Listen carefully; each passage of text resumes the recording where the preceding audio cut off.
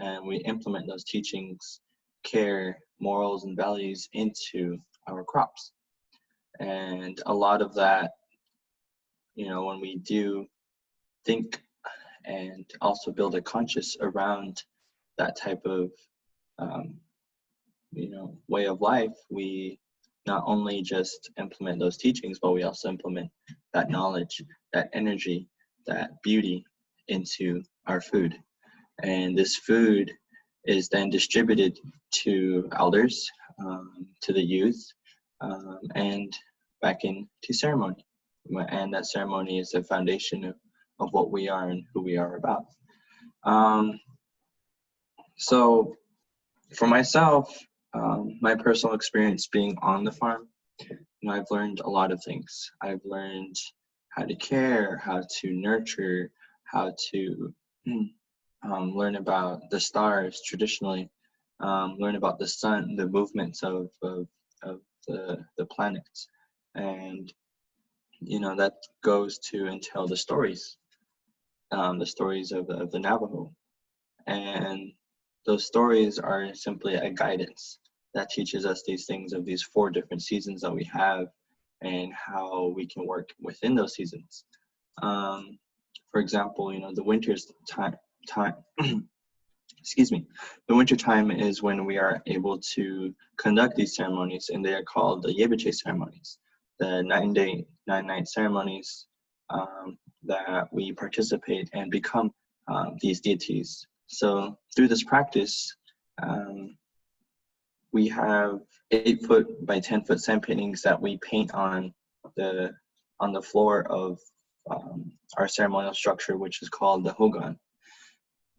We do these 8-foot by 10-foot sand paintings on the floor of that hogan for the patient. And so what we would do is bring in farm soil from an active farm within the community that the ceremony is taking place. We then lay out the sand, we surface that out into a flat surface, and then we bring in our natural pigments. We then create these deities, these figures, these plants, these herbs, these animals that we depict onto the sand painting. And then after that, we start a chant. We start singing, we start praying, and then the patient would then, a deity dressed up, a person dressed up as a deity would come into the hogan, grab the patient, bring the patient, and sit them onto the sand painting. And so when this process happens, that patient is then, becomes that sand painting. And so you dress the sand painting onto the patient. And after this process, begins and ends, the patient is then healed. And so after that, the deity would then pull the patient off the sand painting. And then you can imagine what the sand painting looks like now. And so that is a demonstration of ephemerality, the ephemeral work of that, the concept in mind of that sand painting. So, that painting was not destroyed, it was not thrown away, and most importantly, was not forgotten. It just becomes a part of nature, just as we are as human beings. And so with that healing, element, the foundation of that is the farm. The farm soil was the foundation of those deities to be depicted, was a foundation of those healing energies, for lack of words, energy that we are able to harness within that moment of time to be able to heal this patient, to rejuvenate them, to bring about these bad energies or illnesses and sicknesses that bother them in the physical nature. And so that is just one of many examples of how the farm is used, excuse me, within the ceremony. And to fast forward a little bit more, when we plant this white corn, during just about 2 weeks before harvest, comes about corn pollen. pollen that is tasseling out on the tops of the corn. We go out and we harvest this corn pollen. And then after that, we dry out the corn pollen. But that process itself is something that, is usually done by bees. And so when we think about it, when we're out there in those cornfields, we are those bees. With that mindset, we go out and we collect this corn pollen that is that connection to those deities, a connection that becomes a voice, a connection that is spiritual, using physical aspects.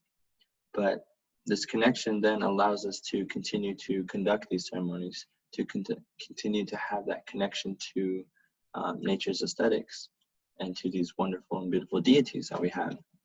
And so when we pray, we go out at the early dawn of every morning, and just before the sun rises is when we take our corn pollen and we offer it to Hayot Kash, the dawn, and then you say your prayer. So that process, if we don't have corn pollen, we don't have that practice. Without the practice, we don't have ritualization. And without ritualization, you don't have a culture. So this is why it is imperative for us every year to produce corn pollen, food, and it becomes more than just a job. It just becomes more than just a hobby, being out on the farms or gardens. For us, it is a life way. It is a connection to not only just our ancestors, but again, that connection of who we are, what we are about, and building a consciousness around that in order to conduct ourselves and off nature's laws, we're able to obscure any type of obstacle that comes within our lives spiritually and physically using these concepts. And a lot of it is beautiful, to be a part of these lands, to be a part of this practice, and most importantly to ritualize these elements that surround us every day, that we as human beings are beginning to not acknowledge anymore, not practice, not ritualize. And with that, you forget who you are. You become identity. You search for who I am and where did I derive from. You lose that connection because you have lost your culture. And now we see, as Navajos, we begin to see, the cultural issues that we've seen within this world. A lot of racism, a lot of categorizing of people, simply, and a lot of these things can, for us, we have Navajo stories that derived and told about these things.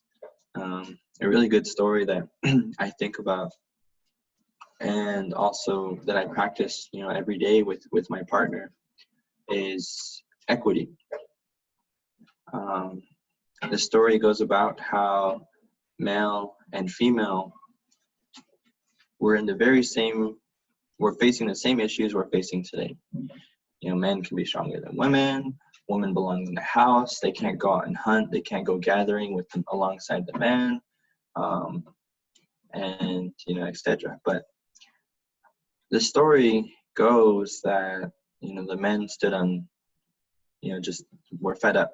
The women were fed up with the opposite sex. So they said, okay, women, you stay on that side of the river. Men, you stay on this side of the river for 4 years. So after that, we began to see the challenges that we faced when we didn't have our companion or the opposite sex. And so within these issues and these challenges that they faced for those 4 years, they came back together and said, okay, well, you're not going to live in front of me. You're not going to live behind me. You're going to live beside me as one. And so when my partner and I, we go face the dawn, we face it together in that equal manner. And so, that's just a very, very, very brief story of I guess, an analogy of that equity that we're starting to lose now in today's social issues. And the reason I bring that up is, when you're out on the farm, who are you working with? You're working with your siblings, you're working with your partners, you're working with the community. And these community, they face these types of issues every day, whether it be on the farm, whether it be off the farm, whether it be on border towns, because the reservation has border towns of inequities, of racism, of discrimination. And that's just a reality that we have to adapt to. And what that adaptation is what allows us to continue our practice within these farms. And the corn, why it's so special is, I've named those issues, or not issues, excuse me, those aspects of why it's so special to us as Navajos, is because that's our connection to the ceremonies, connection to a culture, a connection to identity. And we foreseen a lot of these issues coming up. And I guess in a way that's just a vision of a farmer.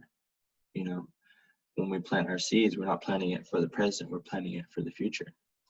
And so with that concept, what we did was we started to work with troubled youth within the community, troubled youth within the Navajo Nation, and invited them over to become part of an apprenticeship program for youth that will, in a way, teach them this lost knowledge, this knowledge that people are starting to forget, and knowledge that people don't have time to see sometimes. And again, that's just within my own community. Just imagine what the rest of the world is going through when they don't get to be a part of the land. But so through this youth mentorship program, we teach them these values, the philosophy, and that entails with, biology, cosmology, astronomy, herbology. And so a lot of those things just come into play naturally when you're working in these fields, because it is a ceremony. It is a ceremony that, again, we practice every day in order to have a purpose, not just in life, but as a community, most importantly, as a community, to be able to, share that knowledge, share that who you are and that consciousness. And that is something that was taught to myself at a very young age. My main line of work is sand painting. I create that from a traditional aspect into a contemporary form and use all natural pigment. And so there, a lot of my values and morals surround, what is the difference between an artist with a job and an artist with a role. And this concept can easily follow into our everyday life, our work, or especially, the farms. And so the concept is, the role or the job of an artist is really easy. You can say, oh, my name's Zach Ben. I'm here, as you can see, I'm an artist. I'm selling this painting for this much. And walk the subconsciousness of an individual to make a sale after the reflection of that consciousness. But what about the role of an artist? The role of an artist is being able to walk the subconsciousness of a community, reflect that back upon them,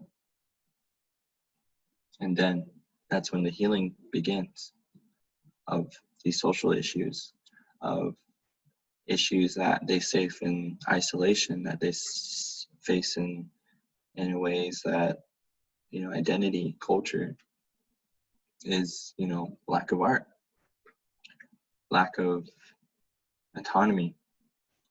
And so a lot of these things are expressed, demonstrated within these farms, and simply Earth itself, Mother Earth. And the corn again teaches us these things. It teaches us that connection. And you'll probably hear corn in this whole presentation and probably your whole year. But you know, a lot of right now, excuse me, right now we are in harvest season. So what we're doing now is we're cultivating, or excuse me, harvesting our corn, and we have about 40 acres going of white corn, so it's a hefty amount. But what we do in our cooking process is to make, you know, this into food is a really special process. I find it very unique, especially when a new youth member comes along onto the farm and, you know, jumps in. But what we have is 5 foot wide pits that are 10 feet deep, and they then bowl out. And so what we do is we build a fire in these pits, and when we build a fire, we let that burn all day, and then we go off into the fields and start collecting, you know, ears of corn. And so these pits can hold about 2 truckloads, no problem. And so 2 truckloads of corn is like 2,000 ears each, so 4,000 ears of corn into 1 pit. And so after that, after we bring the corn back, we then bring the fire down to a charcoal. And you can just imagine now, excuse me, the roaring of the fire and the feeling of the heat. Heat that has been, in a way, bottled up for hundreds of years, thousands of years sometimes, depending on what type of, you know, tree we collect to, you know, harvest. But this heat that has been stored into these tree trunks, you know, each year, each ring that you have in these trees is a whole year of the sun's energy stored into the bark, into the wood, that we then, you know, bring to life once more in these fire pits. So with that element of the sun, the element of the earth instantly is what our main source of cooking energy derives from. And then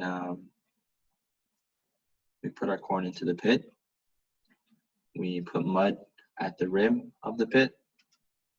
We put a board on top, and then we poured it. With that board, there's a little hole on top of that. So we pour water, river water, into that pit. And then we immediately seal that little hole. So for 12 hours, it becomes a pressure steamed cooker. So you have a big crock pot going right there. But after 12 hours, you know, you can imagine the heat, you know, playing around in the corn. And then after that, we come back after 12 hours. For example, if we put it in at 8 p.m., we come back at 8 a.m., we uncover the pit, and then we jump in after a cool down, of course. Maybe like cool down for like 45 minutes, and, you know, it's still 100+ degrees in there. Jump in and just start using your hands and putting it into buckets and start collecting the corn. And every experience, every year, we call it our first steam, is always momentous in a way, because you know, you think for the past 4 months, you know, you're getting ready to plant, you're going to prepping your fields, to planting your seeds, and then just talking about this experience, and then it finally happens. It's a glorious moment. So I'm speaking really strongly about this because just a couple days ago, we did harvest our first steam pit, and for the year, and the community just jumped right in. We had an abundance of youth there that helped, collect the corn, put in the corn, and it was just a beautiful sight in a way that, we are creating these repositories of knowledge, repositories of culture. My dad, put that together really well. And what he said to us that evening is, he was so happy to see all the youth engaged into what he grew up with, those traditional practices, and using modern methods to, in a way, innovate who we are and what we are about, and to continue that practice in order to ritualize it and to keep that alive. Was really a brief speech of his, but again, going back to taking the corn out of the pit. So after we take the corn out of the pit, we then husk the corn. We take the husk off the corn, and then we lay them out on drying racks to dehydrate for maybe like 3 to 4 days, depending on when the sun's out or if there's a rainstorm coming in. So after the dehydration process, that heat has penetrated those kernels to where it will turn that starch into sugar.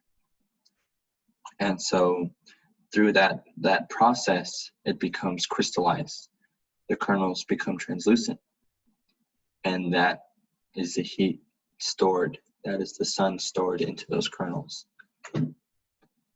With that type of power food is what we disperse to our immediate elders, because during the first harvest, there's a mix of ayaj, which is called baby corn, and that's the most sweetest, type of corn you can get, just before the maturing part of the kernels, before they get big and bulky and start to dry out on its own.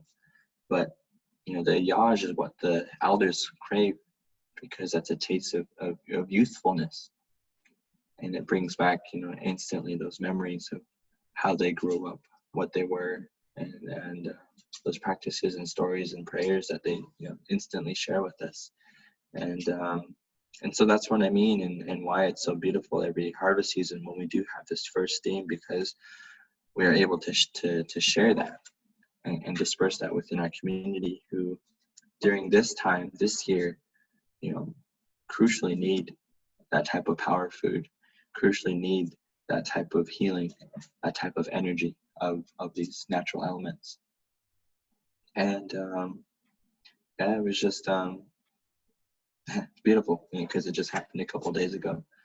And this is something that I see annually and am always hopeful for, because as long as we are out in those fields, our culture is alive, our ceremonies are alive, who we are and what we are about is alive, and that is continued. And that's, in a way, the reason why I say continued is that's what our ancestors wanted. They prayed for us during the when they were put into forts, when they were put into camps. They prayed for us to,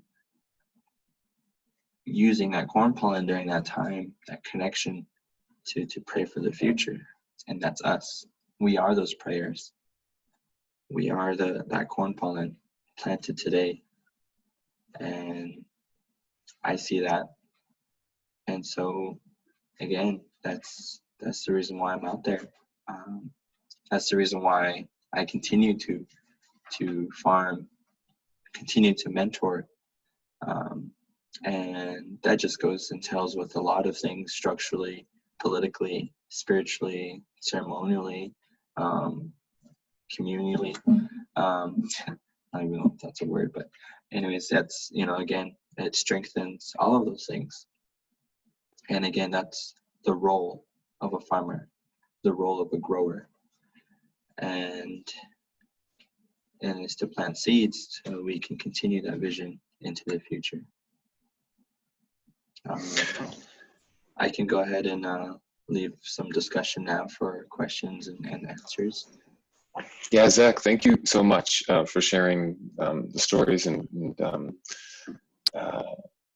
giving us a window into that that corn process.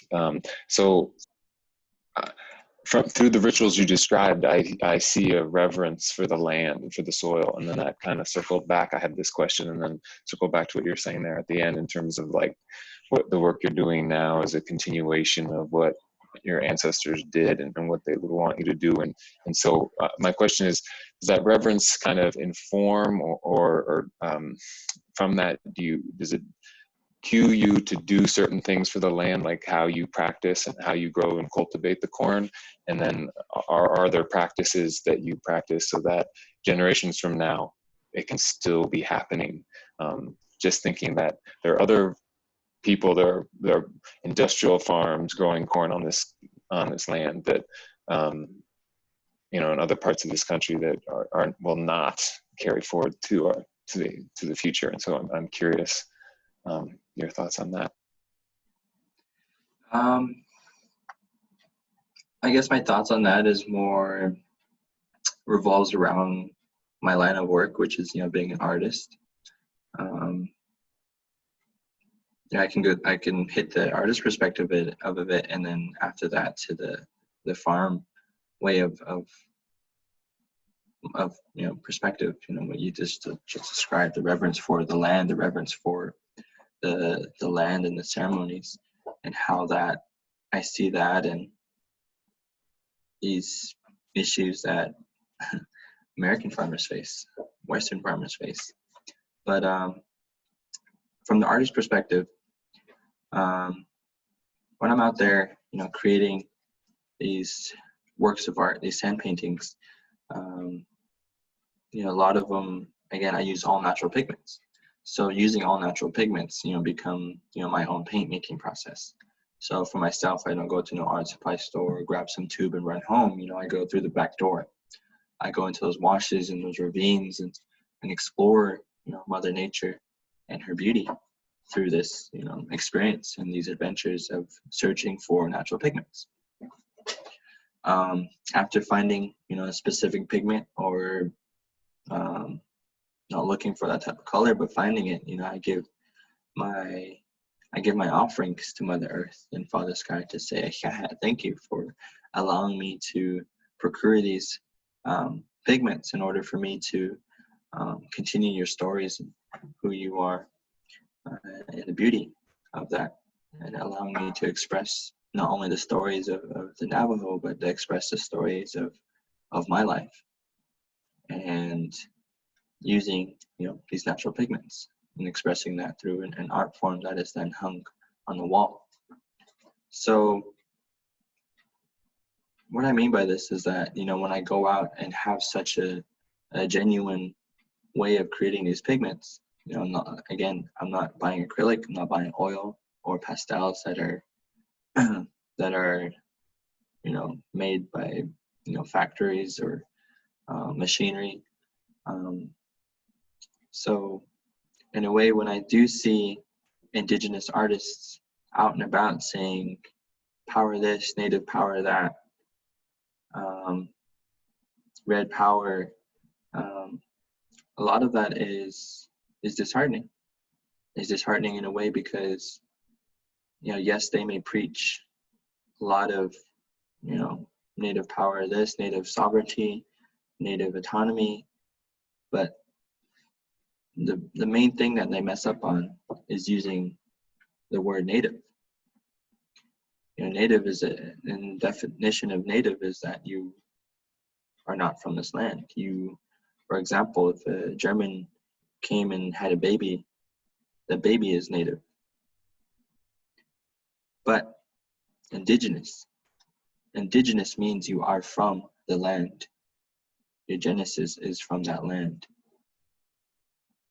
And so this is when they say Native American, we are setting up ourselves for failure by using that terminology that was established by colonizers. But those are issues that I don't, hold on to. Those are issues to grow from. those are issues to adapt to. And so with this, I simply use my platform as an indigenous artist using natural pigments to reteach history, to reteach who we are as an indigenous person using cultural designs and expressing it in that genuine and pure form to heal. So yes, I may sell a painting for some peso, for some money, but that will allow me to go to the next ceremony. That'll be my gas money to go to my next ceremony, or gas money to feed my siblings who are working on the farm, or to expand productions on the farm. So in a way, it's reciprocated in that way. For others, it is for stardom. It's for to become the status quo in art, indigenous art or native art. But that is my artist perspective in that manner, is to teach those things and to teach those values once again of what it means to be an indigenous artist. From that to the traditional and Western methods of farming and how I see that and how it impacts myself. I think we've all seen a great demonstration of this in the past couple of months for international farmers, or for national farmers who, grow squash, grow corn. They had a system that was put in place that, set them up for failure as well. We heard in the news that farmers were plowing under millions and millions of tons of, millions and millions of pounds of produce, fresh produce. At the same time, food banks had no food. People were starving due to the pandemic that we're, in right now. So for myself as an indigenous farmer, I seen these issues, foresaw these issues, and with that, it was a simple remedy, because we did not set up ourselves within that same system that will allow us to fail. We'll also, again, not have our people starve, because we didn't lose that touch of what it means to be a farmer. We didn't lose those touches of, first and foremost, of what it means to be a farmer and to not let people starve. And it was saddening to see, but for myself, growing just this mere 40 acres of corn, as long as I can make an impact within not only my community but my surrounding relative communities, then and not allow them to starve using this power food that I mentioned earlier, then I'm doing the role of a traditional farmer. Thank you, Zach. I've got another question, but I'll open it up for another before I just keep steamrolling the Q&A. There is the hand thing, but I would say just unmute yourself and jump in if you've got a question or a comment. Hi, on. I have a question. Like, what are some of the sources you use to get those natural pigments? Well, a lot of it is through volcanic activity, sandstone, and my most favorite natural pigment that I love to work with is lapis lazuli. Lapis lazuli, comes from Afghanistan, and it is a blue stone, quite hard, but if you were to pulverize it just right, it becomes a medium to paint with. Volcanic ash, let's see, coal, I use coal. Let's see, gypsum. Gypsum is my white, and that's located here in New Mexico. Azurite. Gosh, there's an abundance of colors to use, abundance of minerals to use, and some of them are poisonous. Those are the ones that I, of course, work with. And so I already had my N95s kitted up with me during that time. But let's see. Yeah, they derive from many of my travels, mostly Arizona, Utah, Colorado. In a way too, naturally, that's just this area geographically is the most youngest throughout all of North America. And so that's why, it's pristine in iron. That's something that was, pushed up, that's why the Rockies are here. Zion National Park is here. It's because it's the youngest geographical area in the North America. So with that, it has an abundance of colors.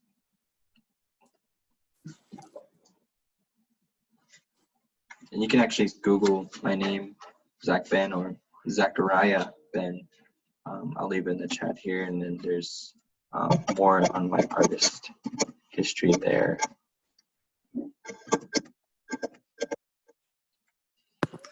Thanks. Yes, thank you.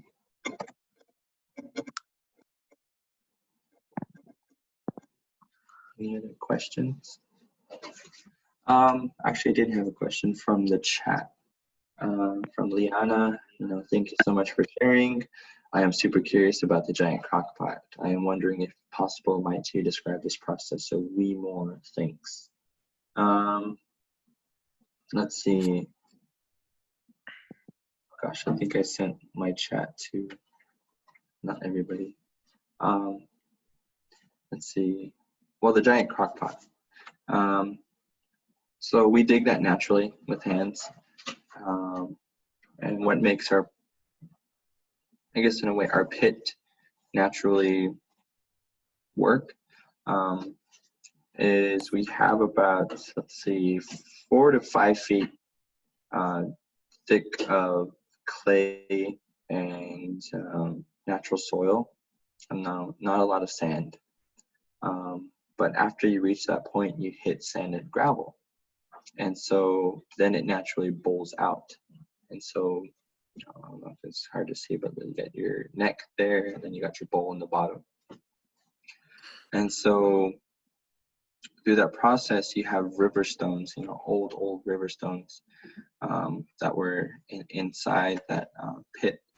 So when we build this fire, the heat is stored into those rocks. It's stored into the sand. And so that's what makes, really a successful cooking process. So again, going back to, that's just, what it is.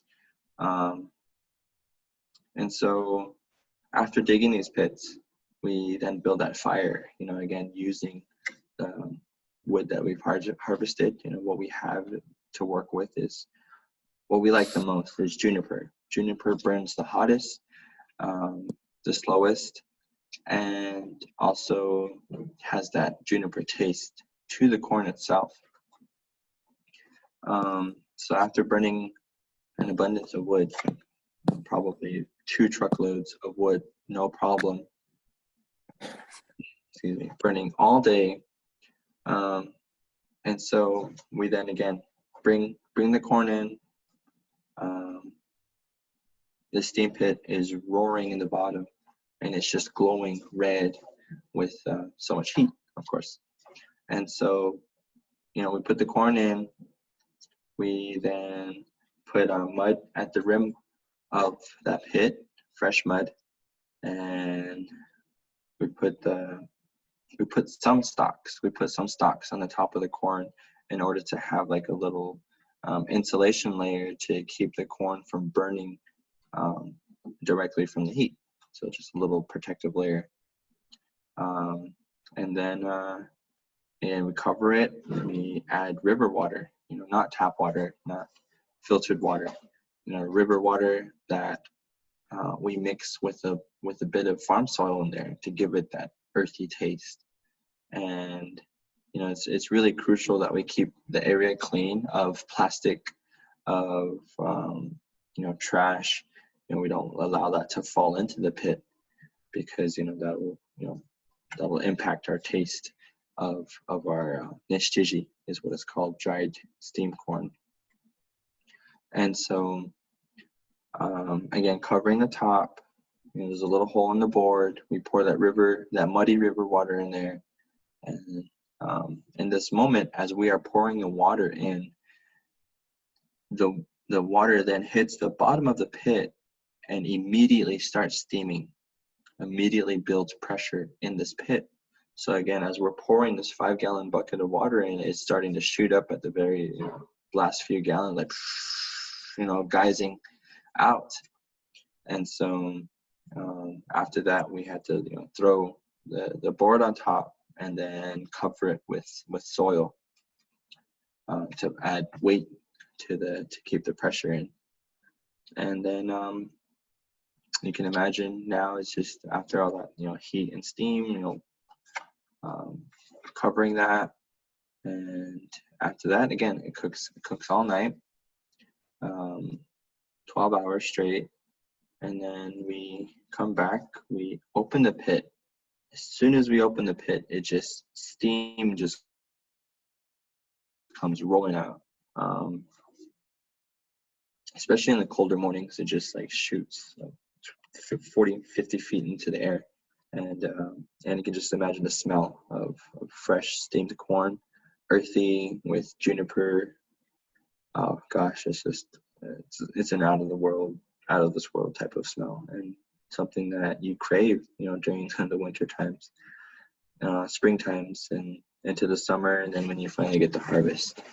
But it was funny because we were talking about making a candle out of that and see how that would smell. But anyways, after that, we have everybody come and they immediately start, peeling that corn. After a day or so, it would start to spoil really fast. So this is why it's imperative, it's crucial. We start taking the husk off the corn. And then after that, we, again, dehydrate it. And after the dehydration process, we shell the corn and then disperse it, whether we sell it or wholesale it, or again, disperse it as a donation to our community. So I hope that emphasizes that question. Let's see. Let me send my name out really quickly and then we'll get to the second question from Raina. Let's see. One. Zachariah Ben. And then benfarms.com is our site. And you can find us on Facebook as well, Ben Farms. Okay, let's see. The next question was from Raina. Can you tell us the role of women in ag, food processing in your family/community? Well, they have a big role. Again, an equal role. Because my siblings, I have 2 younger sisters, 1 younger brother, and we're all participating in the farm. From that to a lot of youth members within our apprenticeship program that are also 4 of them are females and 3 of them are boys, and so their role in agriculture is quite equal. I think what I didn't emphasize on is, when we have these deities, there's no one sex to it. There's both sexes that create this one role.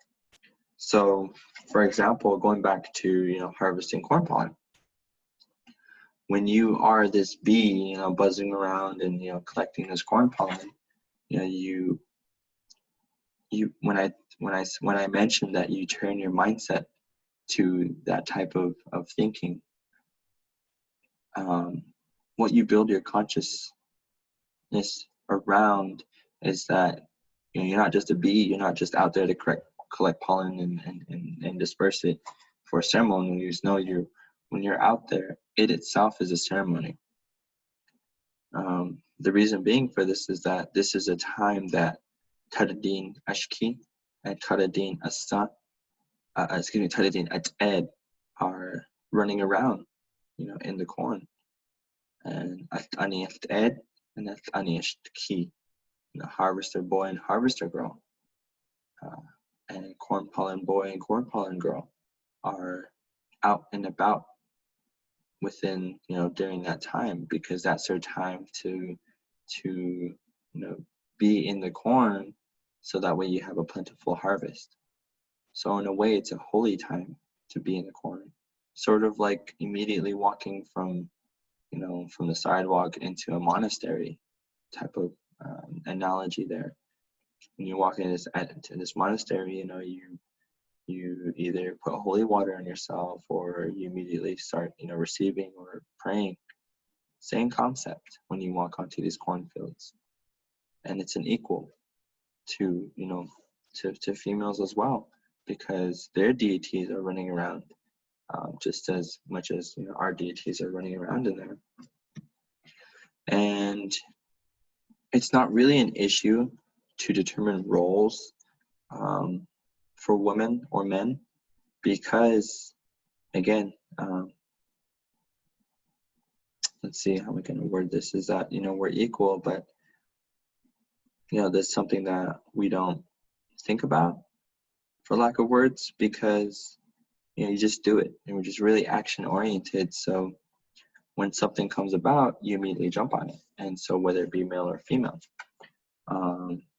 and that was something that was, again, established within our stories, established within our deities. And so there's not really just one role for a specific gender. As long as you have hands, feet, and are able to be about in those cornfields and plant, harvest, and nurture and care for, then there's no role specifically. You are just a part of the farm, and you are a farmer in that manner. I hope that answers your question, Reina. Hey, thank you so much for everything you shared. I'm really appreciating this. My question is I know you mentioned you're off-grid, and I was wondering, was there challenges in starting up off-grid with the rainwater catchment, and having drinking water available, and maybe being farther away from like the conveniences of like building materials and things? I was wondering if you could speak on that. Thank you. The very, I guess, foundation of traditional farming is what you're talking on. There was a year, what makes Shiprock, New Mexico unique is that it has the San Juan River running right next to it. So we are a part of that, irrigation system. So, when we're farming, we're fighting for our water rights. We are protecting those water rights.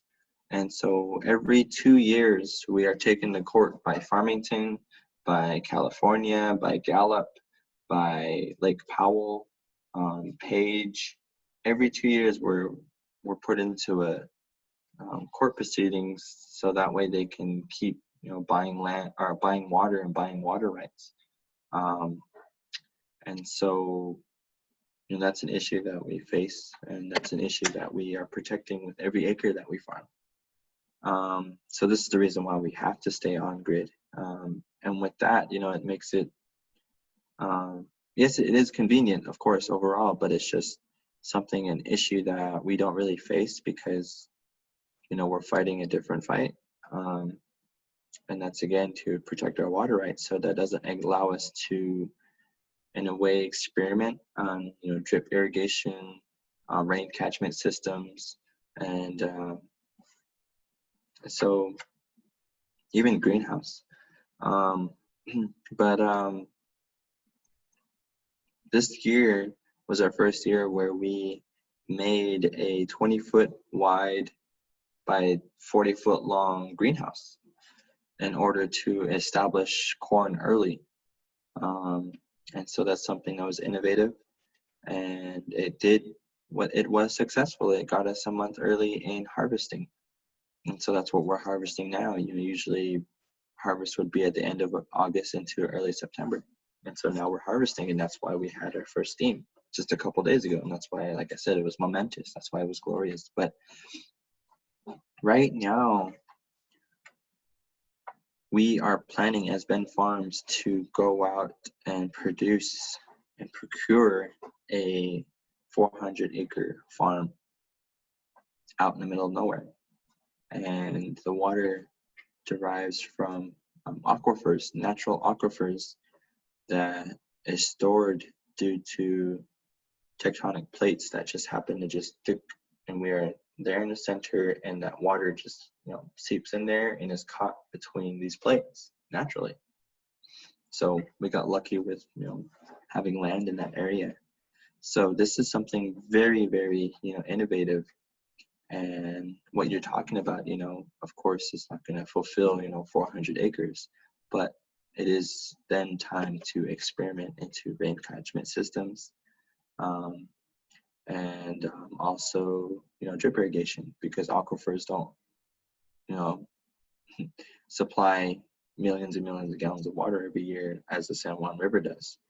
And so your question is enlightening in a way, because those are things that we're going to have to build here in the near future, within maybe the next 5 years.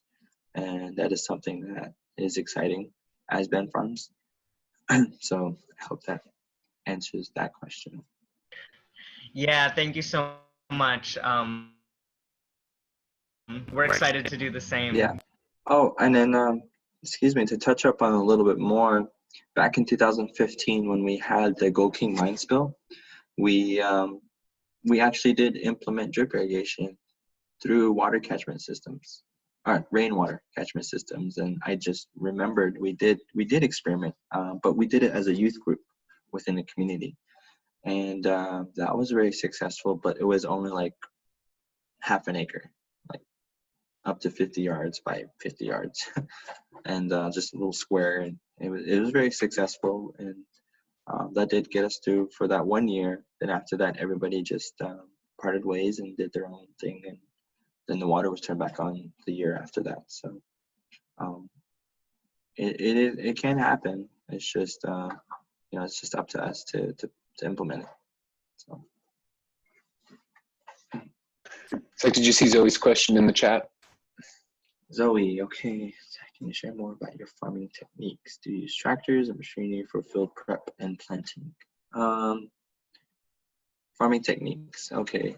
So a lot of it's, yes, we do use machinery. Yes, we do use tractors, because it would be nearly impossible to do 40 acres with just a donkey and one little plow.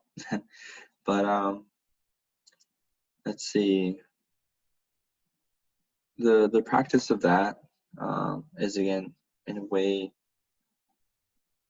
not mixing, but like coinciding, Western methods with traditional methods, and then bringing them together and making it successful. And that's just, part of being innovative. That's just part of being adapting to who we are and what we are about.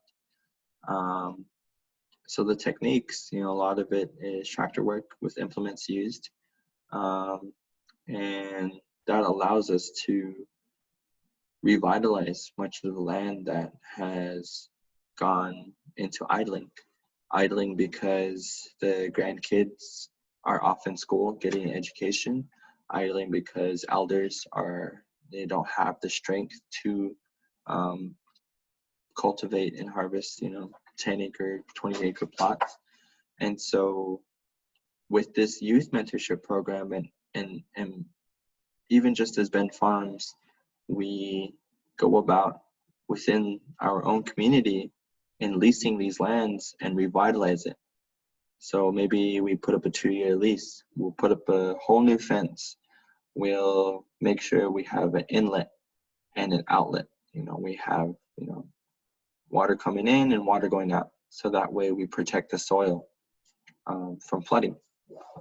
and from acids, growing about. After establishing that, we immediately start on the invasive species. We have Russian olives, we have Chinese elm, we have sticker bushes that are, overgrowing this plot or have forested this plot. And so we go in there and we revitalize this land, this farming land. And after the revitalization process, we immediately start to cultivate, plow, land, not land, but plane the whole area, and then establish our furrows, and again, then just start planting. So those are some techniques in Western, using Western methods, Western techniques. And we plant by hand using a little machine that was established by the Amish people. And so, and again, we get the youth out there and such. And even then, I think a really good example of using both techniques, using both methods of Western and Navajo, is again, we're using this Amish planter, but at the same time we are singing corn planting songs, and singing beauty way songs. neshjhizhi is what they're called, and that's what we use. And if you'd like, I could share a song with you guys, which is like maybe 2 to 3 minutes long, if that would be possible, and to give an example, or I guess use your imagination, planting your seeds and singing the song. Okay, so she said she would like a song. Okay, so with that, with Sochi's approval, I am going to, and Isabella and Zoe, okay. Okay, so everybody's on board. So I'm going to share a song with you guys. Excuse me, let me get some Coke.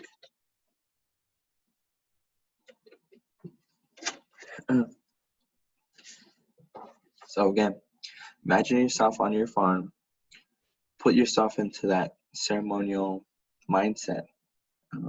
And you all have your own ways of doing this. And so imagine and bring yourself to a holy place, and listen to the song and envision that. And recordings, fine. Recordings, perfectly fine.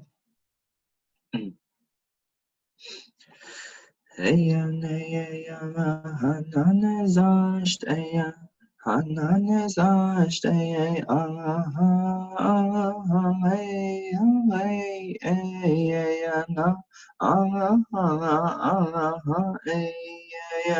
Leo Hanan zasht ay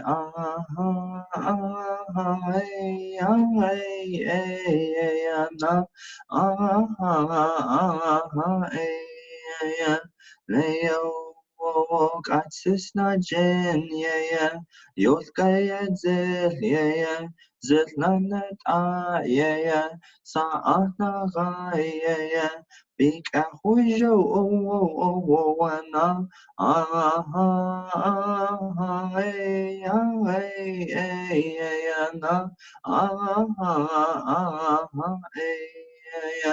Neo Kasut zel Dokleji zel Zitlanet Sa'atna Big Ahujo Wana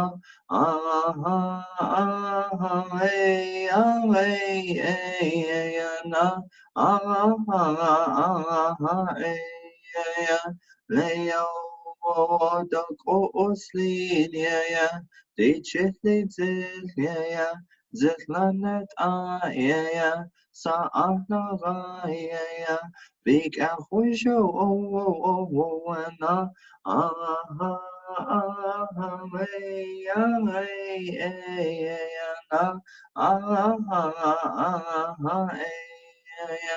Leo the Benataya, Washinit Zia, Zitlanet Aya, Saatnagaya, Big Ahoyo, and ah,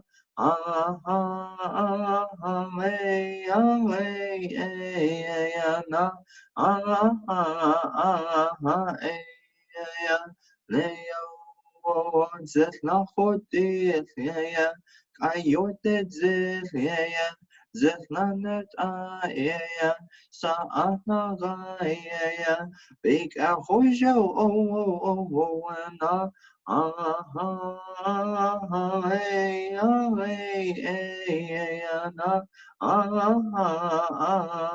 and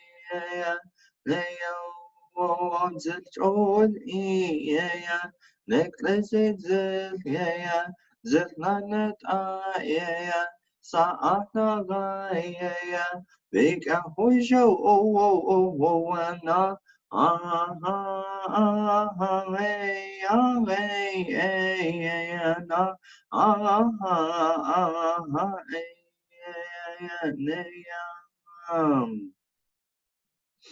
so that's a Beataway song that we sing when we're on the fields. And again, that's just to bring energy back into who you are, using those six sacred mountains, and energy to plant, energy to harvest, and energy that is then stored into the food, which is then distributed to people to eat. Farm to tummy, farm to ceremony.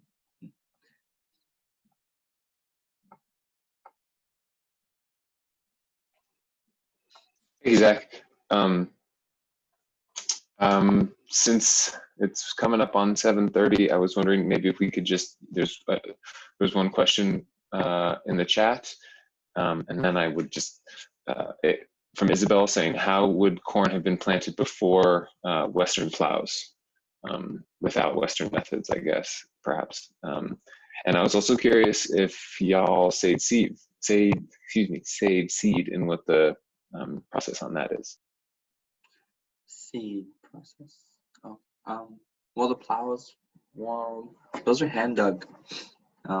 Most of them were dug by hand before, horses and the tools of steel and metal were introduced. And they would actually run naturally on hillsides that had maybe a creek running by, or rain catchment systems. So that's our technique before Western plowing and Western steel and farm John Deere. I think that's, just, again, using some donkeys and using some steel and plowing our fields in that way. And that's actually how my father farmed before they had established a tractor, was using two mules, and he would hold the plow back here and they pull it, and he have his little whip going, and that's how he farmed when he was younger. And that was maybe 1960s area, 1950 to 60s, before they established a tractor. So that's how he farmed. Thank you all for the thank yous. And then what was the next question about seeds? Ian? Does Ben Farms save the seed you plant every year, or where do you source your seed, and is there any story behind that? Yes, our seeds are heritage seeds, so they've been with us since time immemorial. I don't know how far back they go, but again, my family are farmers, so it's been going back for quite a while. Let's see, and every year we do set aside seeds to share in our community, and also for our farms. So if that question is leading up to would I be able to send that person seeds, yes, I would be able to. So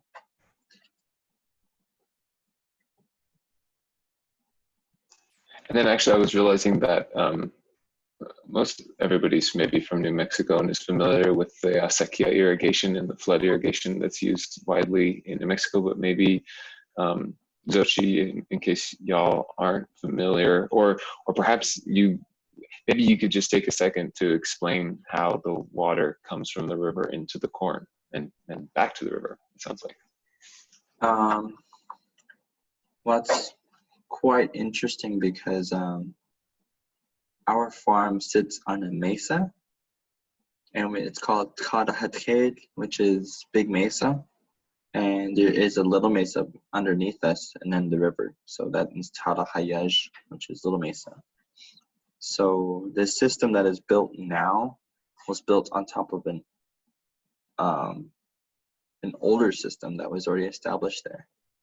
So it's very similar to the Toda Odom and their canal systems of Phoenix. The canals that run, those big irrigation canals that run inside the city itself are old neshjhizhi, canals that were established there by the people who lived there before the Toda Odom Nation. And so same concept there in Shiprock.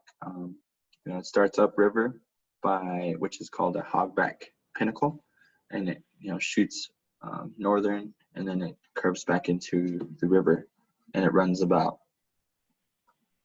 24 miles long. And again, that was established on the older ones that were there before us, our ancestors. So that was quite unique to learn that.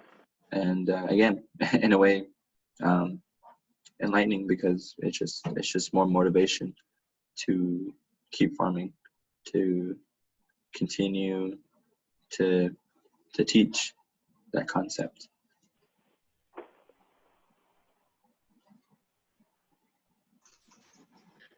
Thanks, Zach. Any other questions?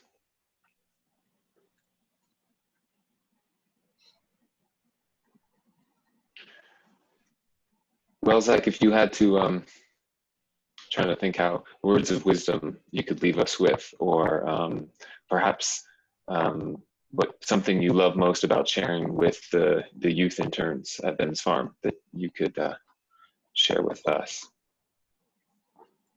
Well, I think there's a lot of disconnect. A disconnect that we all yearn to connect to. And that is something that I am not shy of expressing, or, in a way, connecting. Before I get confusing on what I mean, is my point is that we are all human beings. We are all five-fingered people.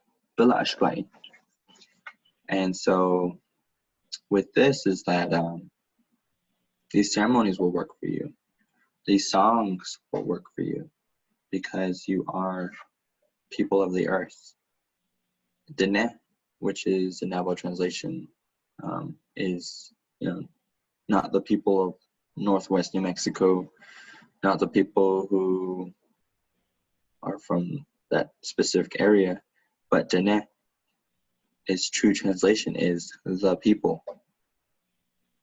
No specific who people is. So with that, we are all the people. We're all humans. We are all humankind. And so with that, the reason I shared this song with, in a way, no objection is because, or, yes, you are recording, but if you were to learn that song and come onto the farm and sing that song, those plants that you've grown or come to establish are also yearning for that connection. And so when you sing those songs, you reestablish that connection to human being, to Mother Earth, and back into Father Sky. You reconnect yourself with nature, with the universe, using those songs.